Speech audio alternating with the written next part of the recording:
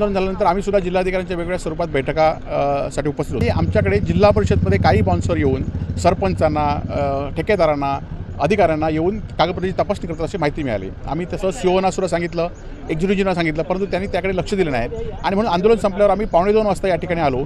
तेव्हा 8 ते 9 बाउन्सर आणि त्यातमध्ये 2 राजकीय पदाधिकारी गाडीत बसून या सगळ्या लोकांची कागदपत्राची तपासणी करत होती. आम्ही त्यांना येऊन पोलिसांच्या ताब्यात दिलेलं आहे. आणि आज मग नंतर लक्षात आलं की 8 कोटीचं एक टेंडर जे दोडामार्ग पंचायत समितीचं आहे ते टेंडर मॅनेज करण्यासाठी, सावंतवाडी की दोडामार्ग पंचायत समितीचं ते मॅनेज करण्यासाठी हे अधिकारी या ठिकाणी हे बाउन्सर या ठिकाणी बसलेले आहेत. आणि त्यामुळेच खरं तर आज ज्या पद्धतीने सिंधुदुर्ग जिल्हा परिषदमध्ये जिल्ह्यामध्ये अनेक कामं मॅनेज होतात आणि या मॅनेज कामामुळेच अधिकाऱ्यांना दमदाटी केल्यामुळेच आज छत्रपती शिवाजी महाराजांचा पुतळा या भ्रष्टाचारामुळेच पडलेला आहे. पढ़ते रहिए fight against criminal daily newspaper.